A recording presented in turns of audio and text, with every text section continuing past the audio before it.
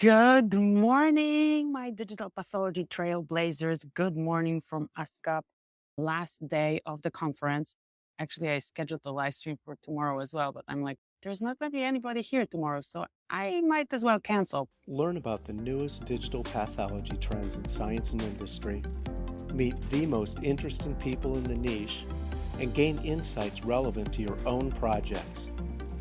Here is where pathology meets computer science. You are listening to the Digital Pathology Podcast with your host, Dr. Aleksandra Zuraw. I'm going to tell you about a few of my adventures today that I had before 7 a.m. A little adventure. So first I go to the FedEx office because I had to print something. And the person at the FedEx office says, oh, there is a printer 24 hours. So of course, what does Alex do? What does Alex not do? Check what she needs to print from the printer. So I, everything ready for the live stream. Half an hour, I'm going to make it, no problem. And I go there and the options are USB, which I don't have, Dropbox, which I don't remember the password, OneDrive, I don't remember the password, and whatever, there was nothing. I stood there 10 minutes and didn't figure it out. So I'll have to go back to the FedEx office. And then I take my camera and like vlogging, oh, I went and it didn't work. And it's on me because I didn't come prepared. And then I also left a tripod at the one booth that I was recording. And I only have two now. One is for the lights. And then I look for the second one. I'm like, shoot, it's not there, but I found it. So anyway, I'm going to give you a quick update on what I did yesterday. And you can tell me what you did yesterday at this conference in the comments.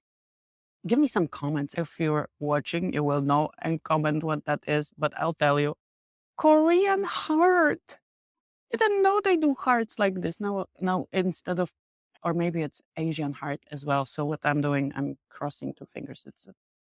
Maybe everybody knows that. Now I need to know because selfies you need to do with this Korean heart. And how do they know? Because two digital pathology trailblazers from Korea came to the booth yesterday and they read the book and it is just so nice to hear from you. And I love hearing from you in the comments. That's why I'm super excited when you guys are commenting and you're interacting with me. But because I was here at the booth, I had a few people who came and said, oh, I read your book and you make it fun. And I'm like, I don't think I'm so funny, but I guess any level of entertainment in pathology is above the baseline. But anyway, they showed me Korean heart. They also were so happy that I provide this information. But what I told them, it works both ways. If there weren't any people who were interested in this, like, what would be the point of doing this? No point. And I keep hearing people, some of them may be brushing teeth right now and getting ready for the conference. So yeah, I was doing some recordings and then I have these clip on microphones and I have two of them. There's another one and I always clip the other one to the other person. And what do I do then? I leave it with this person. So I always like go to another recording and I'm like, oh, let me go back to the previous booth because I left my microphone there. And so that happened yesterday as well. Other than that, we had two very interesting podcasts at the MUSE Booth. So they are a sponsor of a series of podcasts with key opinion leaders. Those podcasts are a little different than the usual ones. The usual ones are a little longer, more like scripted or have questions that I prepare. Here, no, we're basically engaging with the key opinion leaders and asking them, hey, would you be able to tell us what's your engagement in digital pathology and how do you see the MUSE technology fitting into the new digital pathology workflow? So I had the honor to interview Dr. Dry, who's the boss of Dr. Rao. Dr. Rao is the presenter from the MUSE panel. He's also at the professor of innovation. Like he has a special title to deal with innovation at UCLA. And I had the honor to interview his boss, who basically gives him a lot of freedom. And she's a strong leader, like has a strong leadership personality, very non-nonsense to the point, but also this gentle side of, okay, if you have good people, let them do what they do well. And she has Dr. Rao, and he always has been interested in new technologies, then he brings this to the table where she says this, she's like super advanced when it comes to the future of pathology. So that's going to be on the podcast. I don't want to reveal too much. So Dr. Dry was a fantastic person to interview. She has a vision that is a vision of the future, but she also has an approach to change management, to implementing things in an institution, to getting people on board, not forcing this down anybody's throat, but like engaging. And we talked about that and about a few more things. And that was an interesting thing. Another podcast that I had was with Dr. Ozumura from Japan. And honestly, I have no idea about how life in Japan looks. I actually talked to a friend, a fellow pathologist whose wife is in Japan. He gave me like a 5-minute insider insight. But anyway, why am I saying this? Because we know so well what we know, and then we have no idea about the stuff that we don't know, including, countries, including workflows, including the culture, opinion. And I like to think of myself as somebody who traveled a lot and like seen a lot. US is the 6th country where I have lived and worked. But then you talk to somebody who's from there and you realize you have no idea. So something that I learned is that, so he introduced digital pathology and in his hospital. And he's telling me, oh, no, our pathologists are reading digital and it's good for a consultation and, all the different digital pathology advantages. But we also have the microscopes and the glass. And I'm like, why would you do that? I was not aggressive with my questions, but that was something that surprised me. And I kind of came back to these questions. He says, yes, this is what the regulators require, and we hope it's going to change. And we're working on changing this. But, super calm, super patient. And what I admire about him in an environment where you still, and they do the classical digital pathology. And of course, we talked about MUSE and how this would make life different, especially for the remote areas in Japan. And Japan is on island, so that's like another challenge, logistical challenge for pathology. So, right, if you would have direct to digital pathology imaging somewhere at places where there are no pathologists, then that would solve a lot of problems. But what I respected so much about him is the level of enthusiasm about digital pathology and like the level of commitment, how convinced you are that this is the way to go. And he's, of course, a member of the Asian Society of Digital Pathology, to introduce it in your institution when you know you will have to do both modalities in parallel. So great respect for believing in the technology so much. And yeah, so we talked about that, about a few different things. And let's see if I can get a few more key opinion leaders here to the booth and have some other meaningful conversations. You're going to be having this on the podcast. You already have, if you missed the live streams from MUSE Booth or wherever I was doing those live streams, they're already on the podcast. So you can just listen to them on the podcast, meaning the audio podcast as well.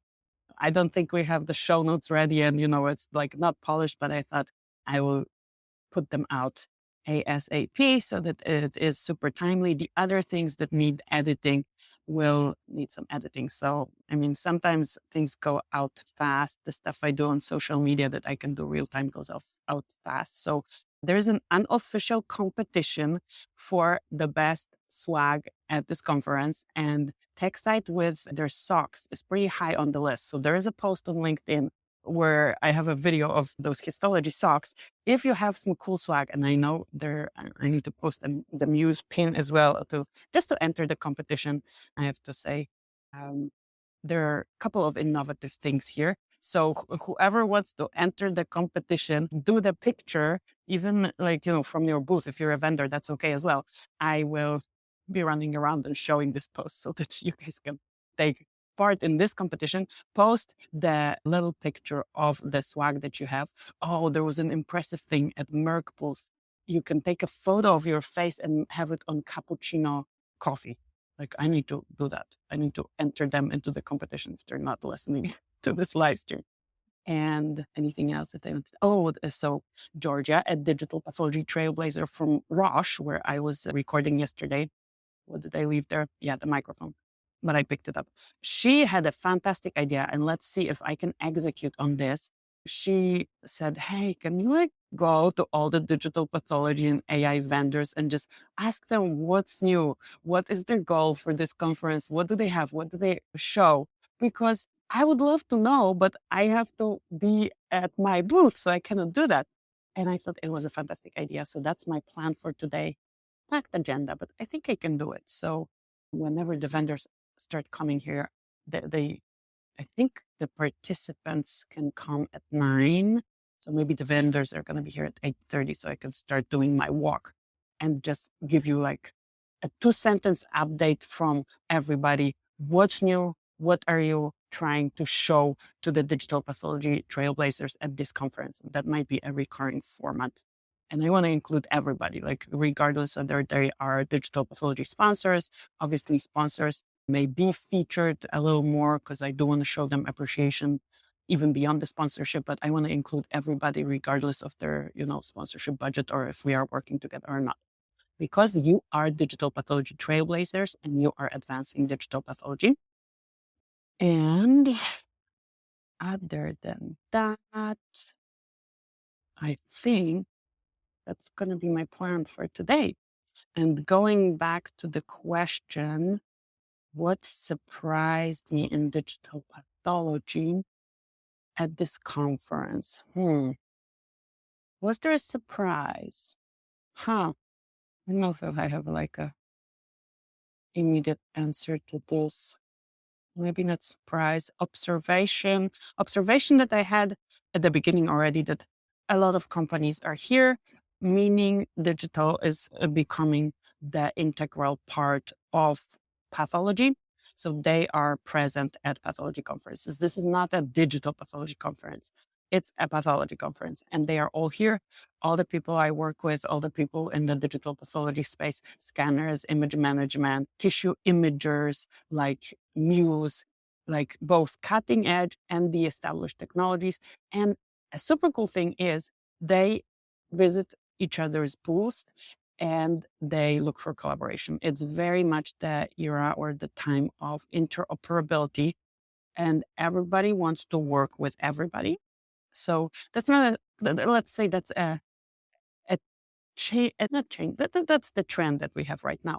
And this is aligned with the principle of interoperability. I don't know if it's a principle, basically interoperability. Like you want to be able to pick the devices that you want, pick the software that you want, or like do both. Like let's have one system for one part of the workflow that is closed and then add on top of different things. Another thing that's happening, everybody who has an image management system is trying to get the AI providers on board so that the pathologists, when they are reading in their image management system, they can get access to the AI. So at Roche booth yesterday, they were showing me, that was not the focus of the video. The focus was their scanner, a DP600, but they were showing this to me. Procia has that. Tech side showed that you can deploy algorithms. So this is super cool because then you don't need to go to another place. Those algorithms are already there. Those vendors are working together. You just call one phone number to see, like if you need support, and you will need support because it's not that you buy a scanner like a phone and you're going to click a button and it's going to start working. There's going to be a very intensive time of your IT working with the vendor and things like that. So that's for today. If you see me around, just say hi. I have seen a few digital pathology trailblazers yesterday, and it makes me smile and it makes me feel that it has use what I'm doing. So that's good. Anything else? I'm sad that it's over. I'm a little bit looking forward to the recovery time, but the last day of the conference is is a little different because at the beginning, everybody is a lot more official. They're like, everybody has their objectives for the conference, and they're trying to work towards that objectives. And on the third day as well, but everybody's guard or like the official business persona mixes up, or this persona lowers down, your normal persona comes up, and you have different kind of conversations, like more candid conversations, because this is a very niche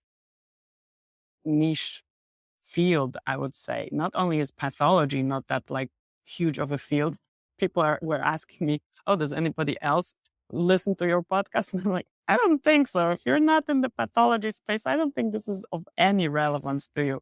But maybe somebody does. Sometimes on YouTube, when I have these more general videos that I sometimes throw in there, like histology videos, like some update from wherever. Anyway, YouTube is a little bit less focused on just pathology. So then I get some more people, but I don't think anybody listens to this who is not in the pathology space. And if you are, please leave me a comment, because that's going to make me smile as well. But yeah, the third day you have cool conversations. You have basically these people are all friends.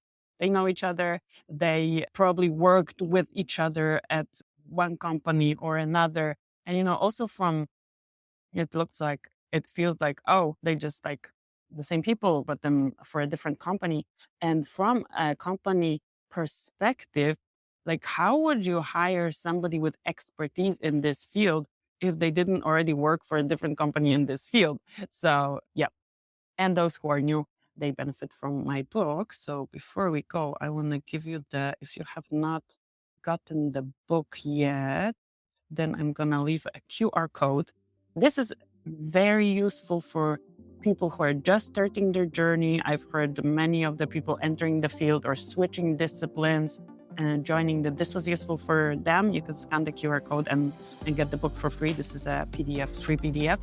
Also for people who have expertise in one aspect of digital pathology, but are switching. Let's say you have expertise in imaging and like imaging, generating the images, and now you're switching to image analysis or AI. So that's going to be something useful for you, just also as a teaching resource.